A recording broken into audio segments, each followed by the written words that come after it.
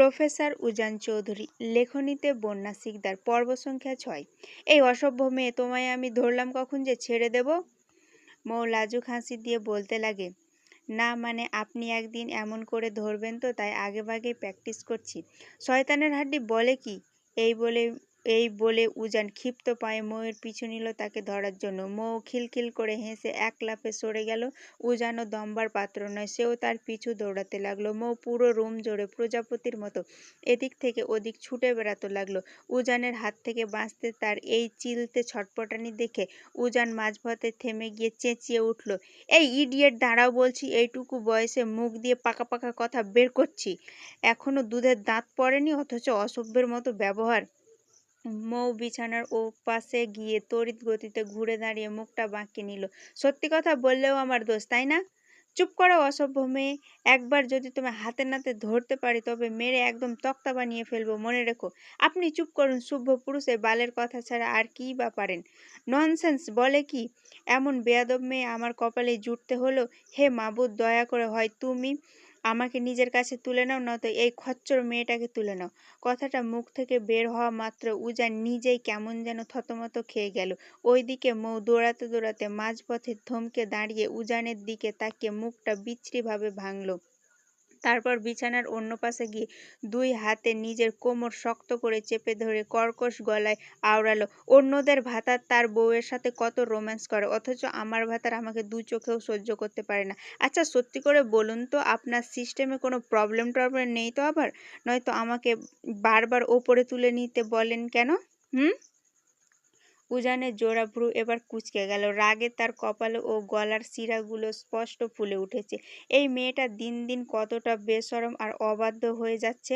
বয়সে সে মৌয়ের চেয়ে বেশ অনেকটা বড়, অথচ মেয়েটার মনে সেই নিয়ে বিন্দুমাত্র ভয় বা সমীহ নেই। আচমকায় উজান আর কোনো কথা না বাড়িয়ে বাঘের মতো ক্ষিপ্ত গতিতে বিছানা পার হয়ে মৌকে ধরার জন্য ঝাঁপিয়ে পড়ল। মৌও বিপদ টের পেয়ে পালানোর জন্য যেই না উল্টো দিকে এক দৌড় দিতে চাইল, ঠিক তখনই উজানের শক্ত হাতের টানে ভারসাম্য হারিয়ে সে সোজা বিছানার ওপর হুড়মুড় খেয়ে আছড়ে পড়ল। আর ঠিক একই সাথে নিজের শরীরের নিয়ন্ত্রণ হারিয়ে মৌয়ের ঠিক গায়ের ওপরে গিয়ে আছড়ে পড়ল উজান। আকস্মিক এই পতনে তীব্র ভয় আর লজ্জায় মুহূর্তের মধ্যে নিজের চোখ মুখ খিচে বন্ধ করে নিল মৌ। আর ঠিক তখনই উজানের ঠোঁট দুটো গিয়ে সরাসরি স্পর্শ করল মৌয়ের নরম ঠোঁটের কোল। মুহূর্তের মধ্যে মৌ যেন স্তব্ধ হয়ে গেল। তার সারা শরীরের ভেতর এক তীব্র, অদ্ভুত ও অচেনা শিহরণ বিদ্যুৎ বয়ে গেল। সে নিজের দুই হাত দিয়ে বেডশিট শক্ত করে খামচে ধরল। তার বুকের ভেতর হৃৎস্পন্দনটা যেন আজ খাঁচা ভেঙে বেরিয়ে আসার জন্য পাগলের মতো লাফাচ্ছে। ওইদিকে উজান নিজের ঠোঁটে মৌয়ের উষ্ণ ছোঁয়া পেতে কেমন যেন অবশ হয়ে গেল। মৌয়ের ওই আকুল, ভীতু আর লালচে হয়ে যাওয়া মুখটার দিকে তাকিয়ে উজান যেন এক পলকে অন্য কোনো এক চেনা অচেনা মায়াবী জগতে হারিয়ে গেল। সে পলকহীন স্থির দৃষ্টিতে তাকিয়ে রইল মৌয়ের মুখের দিকে। তার গভীর চোখজোড়া হুট করে আটকে গেল মৌয়ের ঠোঁটের ঠিক কোণায় থাকা ছোট্ট কুচকুচে কালো তিলটার ওপর। আবছা আলোয় তিলটা মেয়েটার মায়াবী মুখ বড্ড বেশি মানিয়েছে। উজান যুক্তির খাতিরে নিজেকে সরিয়ে নিতে চাইল, কিন্তু তার অবাধ্য মন ও শরীর যেন বারবার ওই মায়াবিনীর দিকে তীব্রভাবে আসক্ত হয়ে পড়েছে। এক অদ্ভুত অনুভূতি তার ভেতরটা তোলপাড় হতে লাগলো। যে মেয়েটা সারাদিন তাকে জ্বালিয়ে শেষ করে দেয়, ঠিক এই মুহূর্তে তাকে পৃথিবীর শ্রেষ্ঠ, শান্ত ও পবিত্র মায়াবিনী বলে মনে হচ্ছে উজানের। ঠিক তখনই নীরবতা ভেঙে মৌয়ের চোখের পাতা দুটো ধীরে ধীরে খুলে গেল এবং উজানের কানের কাছে অত্যন্ত ফিসফিসানি ও ভেজা গলায় ভেসে এলো, ভালোবেসে ফেললেন নাকি মিস্টার প্রফেসর? মৌয়ের এই চপল কথার মুহূর্তের মধ্যে ঘোর কাটল উজানে। সে তীব্রভাবে হকচকিয়ে উঠে সটাং বিছানার উপর দাঁড়িয়ে পড়ল। নিজেকে দ্রুত সামলে নিয়ে সে যখন রুম ছেড়ে দূরে সরে যেতে চাইল, ঠিক তখনই তড়িৎ গতিতে মৌ বিছানা থেকে উঠে উজানের হাতটা শক্ত করে টেনে ধরল। উজান কিছু বুঝে ওঠার আগেই মৌ তাকে এক ঝটকায় ধাক্কা দিয়ে বিছানার ওপর ফেলে দিল এবং তড়িৎ গতিতে নিজে উজানের শক্ত বুকের ওপর আয়েশ করে উঠে বসল। উজান নিচে শুয়ে থেকে মৌকে বারণ করার জন্য কিছু একটা বলতে চাইল, কিন্তু তার মুখ দিয়ে কোনো শব্দ বের হলো না। সে যেন আবারও এক গভীর ঘোরের গোলক ধাঁধায় আটকে গেল। মৌ নিজের ঠোঁটের কোণে এক চিলতে মিষ্টি ও বিজয়ী হাসি ঝুলিয়ে উজানের মুখের দিকে খানিকটা ঝুঁকে এলো। অত্যন্ত নরম ও দাবিদার কণ্ঠে শুধালো, প্রফেসর সাহেব, কবে বউ হব আমি আপনার? মৌয়ের কথাগুলো স্পষ্ট শুনতে পেল উজান, কিন্তু তার শরীর কোনো প্রতিক্রিয়া দেখানোর ক্ষমতা রইল না। সে আগের মতো অপলক মুগ্ধ দৃষ্টিতে মৌয়ের চোখের দিকে তাকিয়ে রইল। মৌ এবার নিজের হাতটা বাড়িয়ে উজানের কপালে পরম মমতায় ধীরে ধীরে স্পর্শ করল এবং সেখানে নিজের উষ্ণ ঠোঁট দুটো ছুঁয়ে দিল।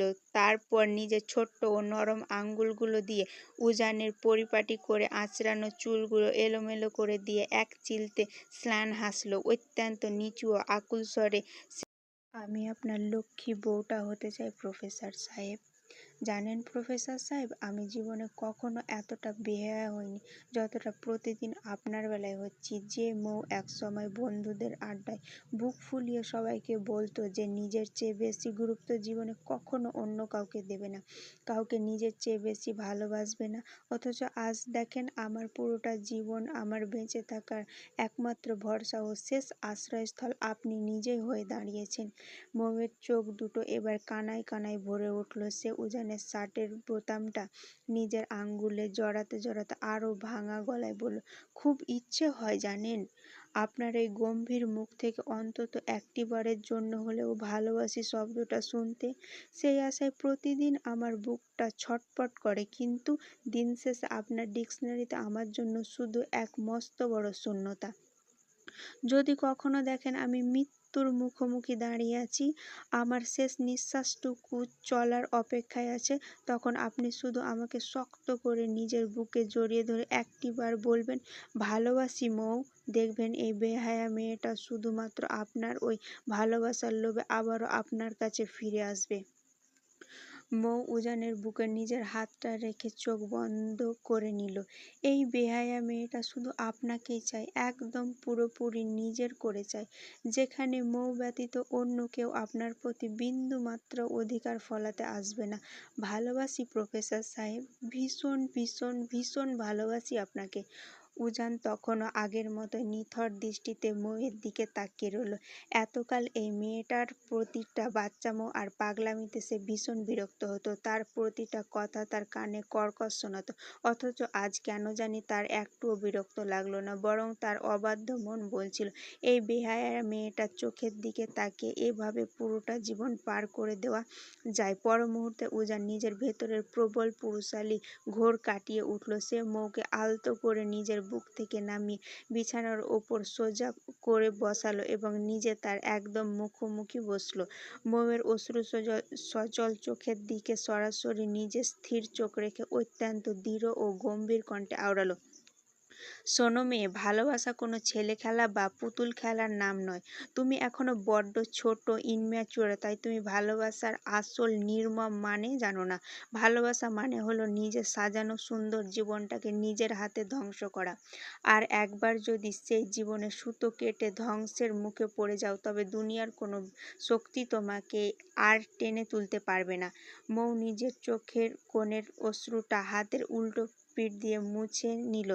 তারপর উজানের চোখের দিকে তাকিয়ে তীব্র আকুতি নিয়ে ডুকরে কেঁদে উঠে, তবু আমি আপনার দেওয়া সেই ধ্বংসটুকু নিজের জীবনে চাই প্রফেসর সাহেব। আপনার ভালোবাসায় ধ্বংস হতেও আমার বিন্দুমাত্র আপত্তি নেই। উজান এবার গম্ভীর দৃষ্টি নিয়ে মৌয়ের ওই অশ্রুসজল ও জেদি চোখের দিকে তাকিয়ে রইল। তারপর বুক চিরে এক দীর্ঘ ও ভারী দীর্ঘশ্বাস ফেলল। এই অবুঝ মেয়েটাকে সে কিছুতেই জীবনের কঠিন সমীকরণগুলো বুঝিয়ে উঠতে পারে না। সে যতই মৌকে দূরে ঠেলে দিতে চায়, মেয়েটা যেন ততটাই তীব্র এক মায়াবী আকর্ষণে তার জীবনের কেন্দ্রবিন্দু হয়ে উঠতে চাইছে। উজান এবার কথা বাড়িয়ে বিতর্ক দীর্ঘস্থায়িত করতে চাইল না। সে কিছুটা অতৃষ্ট হয়ে বড় বড় শ্বাস ফেলে বিছানা থেকে উঠে দাঁড়ালো এবং আবারও সোফায় গিয়ে নিজের ল্যাপটপের দিকে মনোযোগ দিল। তবে এবার আর মৌ উজানকে একটুও বিরক্ত করতে গেল না। সে শান্ত হয়ে বিছানার ওপর দুই হাঁটু মুড়ে বসে এক হাত এক হাত গালে দিয়ে অপলক চোখে সোফায় বসা উজানকে দেখতে লাগলো। তার চোখে তখন একরাশ মুগ্ধতা আর দাবিহীন ভালোবাসা। এদিকে ল্যাপটপের স্ক্রিনে কোডিং আর ভার্সিটির কাজের ফাঁকে ফাঁকে উজানও বারবার আর চোখে বিছানার দিকে তাকাচ্ছিল। প্রতিবারই সে দেখছিল মেয়েটা একটুও নড়চড় না করে চাতক পাখির মতো তার দিকে চেয়ে আছে। এভাবে কেটে গেল প্রায় ঘন্টা দুয়েক। ঘড়ির কাঁটা যখন রাত 12টা, তখন উজান কাজ শেষ করে ল্যাপটপটা অফ করলো। সে মৌয়ের দিকে তাকিয়ে দেখলো মেয়েটা এখনো ঘুমায়নি, বিছানায় একাকী এপাশ ওপাশ করছে। মৌ কেন এমন ঘুমানোর জন্য ছটফট করছে আর কেনই বা সে একা ঘুমাতে পারছে না, তার কারণ উজান চৌধুরী খুব ভালো করেই জানে। উজান নিজের ঠোঁটের কোণে এক চিলতে নিঃশব্দ হাসি ফুটিয়ে সোফা থেকে উঠে দাঁড়ালো। তারপর ধীর পায়ে বিছানার দিকে এগিয়ে গিয়ে মৌয়ের পাশে ধপাস করে শুয়ে পড়ল। মৌ কিছু বুঝে ওঠার আগে উজান নিজের এক জোরালো ও শক্ত হাত বাড়িয়ে মৌকে টেনে সরাসরি নিজের চওড়া বুকের মাঝে নিয়ে এলো। বুকের মাঝে চেনা উষ্ণতা আর উজানের শরীরের ঘ্রাণ পাওয়া মাত্র মৌয়ের সমস্ত ক্লান্তি যেন এক নিমিষে কর্পূরের মতো উবে গেল। সে একটুও দ্বিধা না করে মুহূর্তের মধ্যে উজানের শক্ত বুকে নিজের নরম মুখটা গুঁজে দিল। আসলে কাউকে জড়িয়ে ধরে ঘুমানোটা মৌয়ের বহুদিনের পুরনো অভ্যাস। চৌধুরী বাড়িতে আসার আগে নিজের বাসায় সে সব সময় মেহেরকে এভাবে জড়িয়ে ধরে ঘুমাতো। আর আজ এই চৌধুরী বাড়িতে এসে উজান চৌধুরী নামক এই খিটখিটে মানুষটা খুব অল্প দিনে তার বেঁচে থাকার প্রধান অভ্যাসে পরিণত হয়েছে। মৌ উজানের বুকে মুখ রেখে নিজের ছোট ও ভেজা গলায় অত্যন্ত আদুরে সুরে ফিসফিসিয়ে মৌ উজানের বুকে মুখ রেখেই নিজের ছোট্ট ও ভেজা গলায় অত্যন্ত আদুরে স্বরে ফিসফিসি করল, আপনি অনেক ভালো প্রফেসর সাহেব, আই লাভ ইউ। কথাটা শেষ করতে করতে মৌয়ের চোখের পাতা দুটো এক অদ্ভুত শান্তিতে ও ঘুমে বুজে এলো। উজানের বুকের নিরাপদ আশ্রয়ে সে নিমিষে গভীর ঘুমের দেশে তলিয়ে গেল। উজান নিজের বুকের ওপর মৌয়ের শান্ত নিঃশ্বাস অনুভব করে অন্ধকারে নিঃশব্দে ও পরম তৃপ্তিতে হাসল। তার নিজেরও জানা নেই কখন এই পুচকে মেয়েটা তার পাথুরে হৃদয়ে কিছুটা অধিকার হরণ করে নিয়েছে। সে নিজের অলক্ষ্যে অত্যন্ত আলতো ও কোমল ছোঁয়ায় মৌয়ের রেশমি চুলগুলোর ওপর হাত বুলিয়ে দিতে লাগলো। একসময় উজান নিজেও মৌকে বাহুবন্ধনে আগলে রেখে ঘুমের রাজ্যে পাড়ি জমালো। মেঘাচ্ছন্ন আকাশ, পুরো আকাশ জুড়ে কালো মেঘের আচ্ছন্ন। আজ আকাশটা যেন ভীষণ অভিমান করে বসে আছে। সেই অভিমানে হয়তো চাঁদেরও আজ দেখা মেলেনি। মাথার ওপরে সেই মেঘলা আকাশটার দিকে অপলক দৃষ্টিতে তাকিয়ে রইল মেহের। রাত তখন বেশ গভীর, চারিদিক নিস্তব্ধ, অথচ এই অসময়ে মেহের একাকী ছাদের রেলিং ধরে দাঁড়িয়ে আছে। এই চৌধুরী বাড়িটা তার ভীষণ পছন্দের একটা জায়গা হয়ে উঠেছে, কারণ এখানে সে নিজের মনের মতন করে থাকতে পারে। কেউ কখনো তার কোনো ইচ্ছেতে অনধিকার প্রাচীর হয়ে দাঁড়িয়ে বাধা দেয় না। এত রাতে সে যখন ছাদের উদ্দেশ্যে রওনা দিচ্ছিল, তখন আকবর চৌধুরী, যিনি সম্পর্কে উজানের চাচা এবং ইফাতের নিজের বাবা, তাকে এত রাতে ছাদে যেতে বারণ করেছিলেন বটে, তবে মেয়েটার মলিন মুখের দিকে তাকিয়ে তার ইচ্ছেতে আর জোর খাটাননি। এই অল্প কয়েক দিনের মধ্যে মেহেরের প্রতি এক অন্যরকম পিতৃত্বের টান অনুভব করেন তিনি। নিজের কোনো কন্যা সন্তান নেই বিধায় মেহেরকে তিনি একদম নিজের মেয়ের মতোই স্নেহ করেন। তাই তো মেহের ছাদে আসার পর থেকে এই গভীর রাতের মাঝেও সেই মানুষটা দূর থেকে বারবার উঁকি দিয়ে দেখে গিয়েছেন যেন তার মা জননী একা একা ভয় পাচ্ছে কিনা। মেহের অবশ্য তার সেই স্নেহ মাখা চাহনি বুঝতে পেরেছিলেন, তাই সে নিজে থেকে তাকে হেসে বলেছিল সে যেন রুমে গিয়ে নিশ্চিন্তে ঘুমায়। এই পৃথিবীতে যদি তার জন্য সবচেয়ে নিরাপদ কোনো জায়গা থাকে, তবে তা হলো আপনাদের এই বাড়িটা।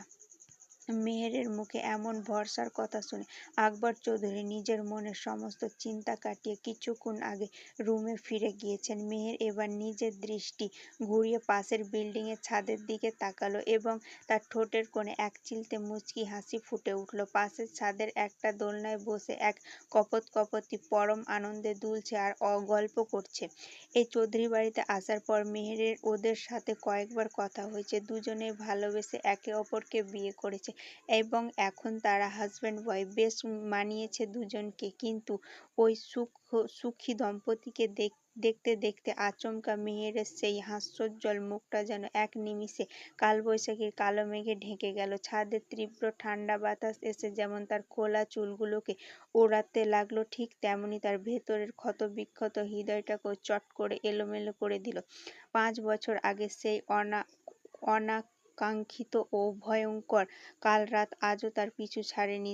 প্রতিনিয়ত সেই অতীত মনের ভেতর এক গভীর ক্ষত হয়ে রয়ে গিয়েছে। ঠিক তখনই মেহেরের নাসিকাপটে পুরুষালী পারফিউমের এক মিষ্টি ও চেনা ঘ্রাণ এসে ধাক্কা দিল। এই সুবাস বড্ড চেনা তার। সে আলতো করে ঘাড় বাঁকিয়ে পাশে তাকাতে দেখল ইফাত এসে দাঁড়িয়েছে। মেহের এবার আর আগের মতো রাগ করে বা ঝাটকা দিয়ে চলে গেল না, বরং রেলিং ধরে আগের মতো শান্ত হয়ে দাঁড়িয়ে রইল।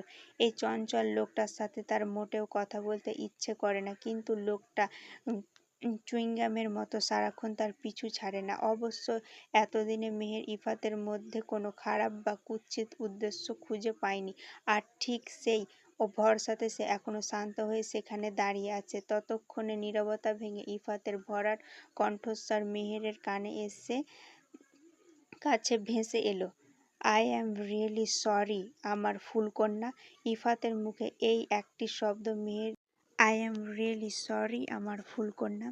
ইফাতের মুখে এই একটি শব্দ মেহেরের থমকে যাওয়া হৃদয় হঠাৎ এক অজানা দোলা দিয়ে উঠল। সে ঘাড় ঘুরিয়ে একরাশ গভীরতা নিয়ে ইফাতের চোখের দিকে তাকাল। ফুলকন্যা নামটা শুনতে ভীষণ কিউট আর মিষ্টি লাগে বটে, তবে নামটা যে তার এই অন্ধকারময় জীবনের সাথে বড্ড বেশি বেমানান। সে এক বিষাদময় তপ্ত হাসি হাসল।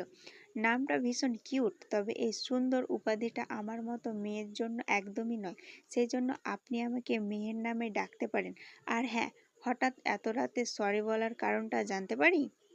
মেহেরের মুখে কোনো রাগ বা বিরক্তি না দেখে ইফাতের ঠোঁটের কোণে এক চিলতে চঞ্চল হাসি ফুটে উঠল।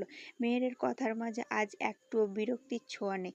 ইফাত ঠিক এতটুকুই চেয়েছিল মেয়েটার কাছ থেকে। সে নিজের মাথা চুলকাতে চুলকাতে চপল সুরে আওড়ালো, তুমি এত সুন্দর করে গুছিয়ে কথা বলো কিভাবে, হ্যাঁ? আর তুমি কি জানো, যখন তুমি হাসো তখন দেখতে বড্ড বেশি কিউট লাগে তোমায়। মেহের এবার এক ভ্রু কুঁচকে ইফাতের দিকে তাকিয়ে বলল, ফ্লার্ট করছেন আমার সাথে? আরে না, আমি একদম সিরিয়াসলি বলছি। মেহের নিজের মুখটা ঘুরিয়ে আবারও সামনের ওই মেঘলা আকাশের দিকে তাকালো। বুক চিরে এক গভীর দীর্ঘশ্বাস ছেড়ে উত্তর দিল, তা আপনার ডজন ডজন গার্লফ্রেন্ড বুঝি আজ অভিমান করে বসে আছে, তাই তাদের না পেয়ে আমার সাথে টাইম পাস করতে এসেছেন এখানে? আচ্ছা, তুমি কথায় কথায় ওই সব মেয়েদের কেন টেনে আনো বলো তো? শোনো ফুলকন্যা, ওই গার্লফ্রেন্ড বলে আমার ডিকশনারিতে কোনো শব্দ নেই। ওরা আমার জাস্ট ফ্রেন্ড, বাস। হুঁ, বুঝতে পারছি। এরপর দুজনেই কিছু সময়ের জন্য একদম চুপ হয়ে গেল। মেহের আকাশের দিকে তাকিয়ে থাকলেও ইফাতের অবদ্ধ চোখজোড়া সমস্ত দৃষ্টি কিন্তু পুরোপুরি মেহেরের ওই মায়াবী মুখের ওপরে আটকে ছিল। কেন যে তার এই চঞ্চল চোখ দুটো দুনিয়ার সব মেয়েকে বাদ দিয়ে শুধু এই শান্ত মেয়েটার কাছে এসে থমকে যায়, তা ইফাত নিজেও জানে না। সে অনেক চেষ্টা করেছে মেহেরের থেকে দূরে থাকার, কিন্তু মন যেন কিছুতেই সায় দেয় না যে ইফাত 24 ঘন্টার মধ্যে 22 ঘন্টায় বাড়ির বাইরে বন্ধুদের সাথে টই টই করে আড্ডা দিয়ে বেড়াতো, যা নিয়ে তার মায়ের অভিযোগের কোনো শেষ ছিল না। সেই ইফাত এখন 24 ঘন্টার মধ্যে হাতে গোনা মাত্র কয়েক ঘন্টা বাইরে থাকে আর বাকিটা সময় ঘরের কোণে কাটায়। আর এই জাদুকরী পরিবর্তনের মূল কারণ যে মেহের নিজেই, তা বাড়ির অন্য সবাই বুঝতে না পারলেও উজানের তীক্ষ্ণ চোখ কিন্তু ঠিকই ফাঁকি দিতে পারেনি। উজান অবশ্য বারণ করেনি, তবে সব কিছু ভেবে চিন্তে সিদ্ধান্ত নিতে বলেছে, কারণ একটা ভুল সিদ্ধান্ত যে পুরো লাইফটা এক নিমেষে ধ্বংস করে দিতে পারে তার জলজ্যান্ত প্রমাণ তো উজান নিজেই। এই গভীর নীরবতার মাঝে হুট করে ইফাতের পকেটে থাকা ফোনটা অনবরত কেঁপে উঠল। আজ এইটুকু সময় কম হলেও অন্তত 50 বারের ওপর ফোন এসেছে তার মোবাইলে। আর মেসেজের তো কোনো হিসাব নেই। এই অনবরত নোটিফিকেশনের শব্দে ইফাত ভীষণ বিরক্ত হলো। মনে মনে ভাবল, সেখানে যে নিজে থেকে কারো ফোন ধরছে না, সেখানে এই মেয়েদের এত মেসেজ দিয়ে বিরক্ত করার কি দরকার। ইফাতের এই চরম বিরক্তিমাখা মুখের দিকে তাকিয়ে মেহের আর নিজের হাসি চেপে রাখতে পারল না। সে খিলখিল করে হেসে উঠল। মেহেরের সেই মুক্ত ঝরানো হাসির দিকে তাকিয়ে ইফাতও নিজের সমস্ত বিরক্তি ভুলে নিঃশব্দে হেসে ফেলল। মেহের নিজের হাসি থামিয়ে বলল, আপনার এত এত ভালোবাসার মানুষ আপনাকে মনে করে ফোন মেসেজ করছে, অথচ আপনি রোমিও সেজে এখানে দাঁড়িয়ে আছেন। তাদের সাথে কথা বলবেন না কেন? তাদের সাথে কথা বলছেন না কেন? চুপ আরে চুপ করো তো। ওই অসভ্য মেয়েদের সাথে এখন আর বিন্দুমাত্র কথা বলতে ইচ্ছে করে না আমার। জানো, গত এক সপ্তাহ থেকে আমি কারোর সাথে একটাও কথা বলিনি। সবার থেকে একদম অফিসিয়ালি ব্রেকআপ করে নিয়েছি, তবুও কিছু বেয়াদব মেয়ে নাছোড়বান্দার মতো আমাকে বিরক্ত করে যাচ্ছে। তবে আমি তো জানতাম ওইসব সুন্দরী মেয়েদের সাথে চ্যাট করতে আর ফ্ল্যাট করতে না পারলে আপনার মনের নাকি শান্তি মেলে না। ওটা শান্তি ছিল না ফুলকন্যা, ওটা ছিল একটা সস্তা নেশা। অবশ্য সেই সস্তা নেশা আমার মন থেকে এখন পুরোপুরি কেটে গিয়েছে। এখন আমার লাইফে এমন একজন বিশেষ মানুষ এসেছে, যাকে ঘিরে এই চঞ্চল আমিটা বাকি জীবনটা শান্ত হয়ে কাটাতে চাই। তোমাকে তাকে নিজের করে পাওয়ার জন্য শুধু ওই মেয়েদের নেশা কেন, আমার লাইফে যত রকমের বাজে অভ্যাস আছে, আমি এক পলকে সব ছেড়ে দিতে রাজি আছি। মেহের ইফাতের চোখে সেই গভীর আকুলতা দেখতে পেল না, তাই মুচকি হেসে বলল, বেশ ভালো তো। তা আপনার ওই বিশেষ মানুষটার সাথে আমাকে কোনো দিন একটু দেখা করিয়ে দিয়েন তো। না মানে আমি তাকে পার্সোনালি একটু বলে দিতাম, যাতে সে আপনাকে সারাদিন ওইভাবে টই টই করে ঘুরতে না দিয়ে জলদি কোনো একটা জবে জয়েন করতে বাধ্য করে। ইফাত মুহূর্তের মধ্যে সোজা হয়ে দাঁড়িয়ে চোখ দুটো উজ্জ্বল করে বলল, আমি কোনো জব বা বিজনেস করলে তুমি খুশি হবে ফুলকন্যা? আমার খুশির চেয়ে আপনার বাবা মায়ের সবচেয়ে বেশি খুশি হবেন। তারা সবসময় চায় তাদের একমাত্র ছেলে যেন এবার একটু সংসারী হয়ে তাদের পাশে এসে দাঁড়াক। ওকে ফাইন, আগামীকাল থেকে আমি ড্যাডের সাথে অফিসে যাব আর মন দিয়ে বিজনেস শিখব। এরপর মেহের আর কথা বাড়ালো না। রাতের শীতল বাতাসের গতি ধীরে ধীরে বাড়তে থাকা তার শরীরটা কিছুটা কাঁপছিল, তাই সে রেলিং ছেড়ে পাশের দোলনাটায় গিয়ে বসলো। ইফাদও কোনো দ্বিধা না করে ধীর পায়ে গিয়ে তার ঠিক পাশেই বসলো। গত এক সপ্তাহে এই মানুষটাকে মোটামুটি খুব কাছ থেকে চিনেছে মেহের। সে মনে মনে যতটা খারাপ ভেবেছিল লোকটাকে আসলে তেমন নয়, শুধু একটু ছন্নছাড়া আর অবাধ্য। এতকাল পুরুষ জাতির প্রতি মেহেরের মনে যে তীব্র ঘৃণা আর ভয় জন্মেছিল, চৌধুরী বাড়ির ছেলেদের ব্যবহার দেখে তা যেন এখন একটু হলেও কমতে শুরু করেছে। এই বাড়ির প্রতিটা ছেলে একদম ভিন্ন ধাতুই গড়া। তারা নারীদের সম্মান করতে জানে। ঠিক তখনই নীরবতা ভেঙে ইফাত আবারও ফিসফিস করে মেহেরের কানের কাছে মুখ এনে শুধালো, আচ্ছা ফুলকন্যা, এই মাঝরাতে একা একা অন্ধকার ছাদে চলে এলে, তোমার একটুও ভয় করছিল না? যদি হুট করে কোনো ভূত প্রেত চলে আসতো? মেহের এবার নিজের পুরো দৃষ্টিটা স্থির করে ইফাতের চোখের ওপর রাখল। তার ঠোঁটের কোণে আবারও সেই চিরচেনা বিষাদময় তপ্ত হাসিটা ফুটে উঠল। সে অত্যন্ত শান্ত ও গম্ভীর গলায় উত্তর দিল, তাসনুভা, মেহের কোনো কাল্পনিক ভূত-প্রেতকে ভয় পায় না মিস্টার।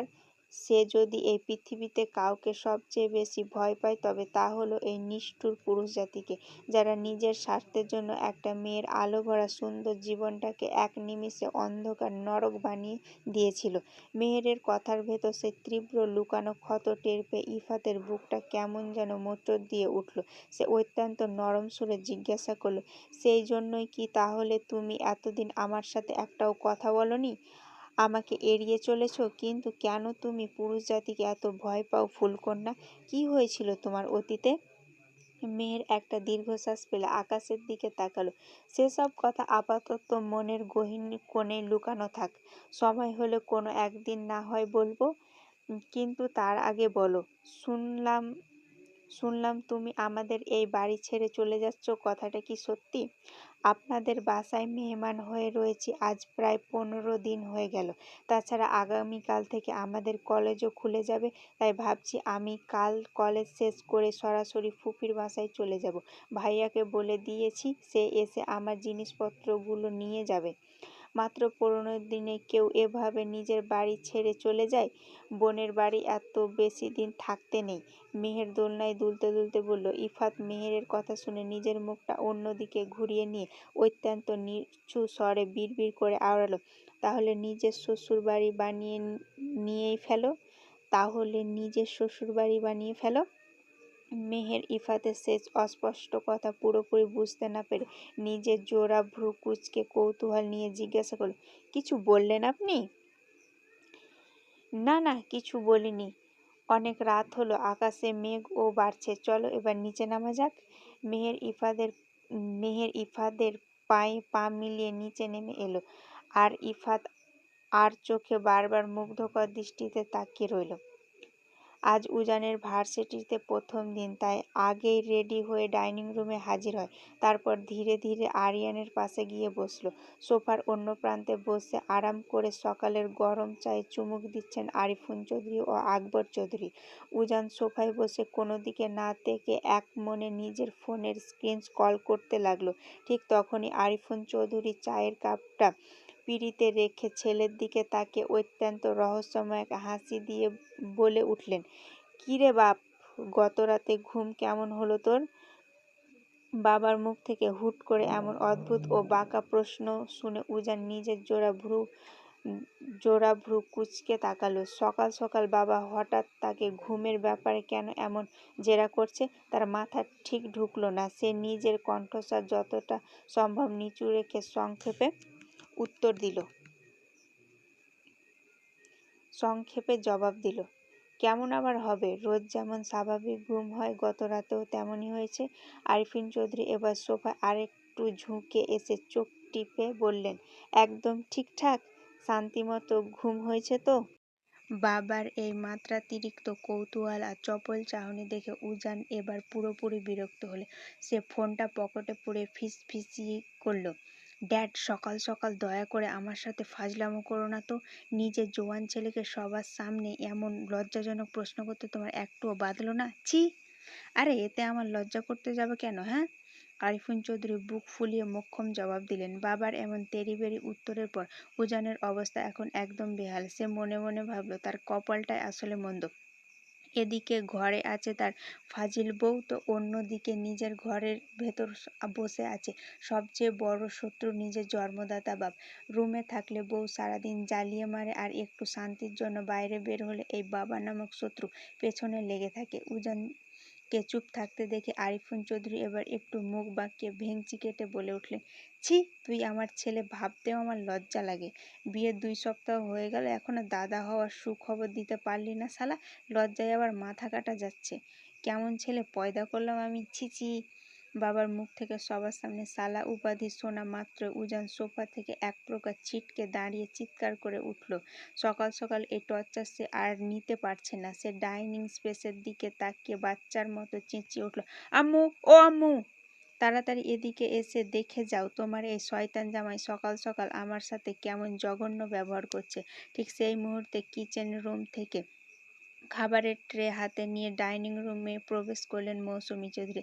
এসে নিজের স্বামীর দিকে চোখ রাঙিয়ে তীব্র ঝাঁঝালো গলায় বললেন, তুমি আবার সাত সকালে আমার ছেলেটার পেছনে লেগেছ?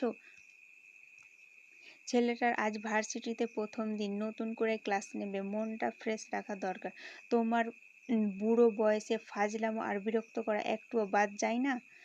বউয়ের এই বাঘিনী রূপ দেখে আরিফুন চৌধুরী মুহূর্তের মধ্যে নুইয়ে গেলেন। সে আমতা আমতা করে বললেন, আরে না মৌসুমী, তুমি ভুল বুঝছো, আমি তো জাস্ট ওকে। তুমি একদম চুপ করো। আর একটাও বাড়তি কথা যদি আমার ছেলের উদ্দেশ্যে বলেছো তবে আজ তোমার কপালে কোনো ভাত জুটবে না বলে দিলাম। বউয়ের মুখে ভাত বন্ধের হুমকি শোনা মাত্র আরিফুন চৌধুরী একদম ভেজা বেড়ালের মতো চুপসে গিয়ে সোফায় সোজা হয়ে বসলেন। বাবার এই করুণ দশা দেখে উজান আর নিজের হাসি চেপে রাখতে পারল না। সে সোফায় বসে শব্দ করে হেসে উঠল এবং বাবার দিকে তাকিয়ে টিটকেরি সুরে বলল, কি হলো ড্যাড, এখন একেবারে চুপ মেরে গেলে কেন? এসেছে আমার সাথে লাগতে। মৌসুমী চৌধুরী তখন উজানের পাশে বসে তাকে নিজের হাতে খাইয়ে দিতে লাগলেন। ঠিক তখনই পাশে বসা আরিয়ান উজানের গলার দিকে তাকিয়ে মুচকি হাসতে হাসতে হঠাৎ অত্যন্ত গম্ভীর ও রসাক্ত স্বরে বলে উঠল, আচ্ছা ভাই, তোর গলায় ডান পাশে ওটা কিসে কামড় দিয়েছে রে?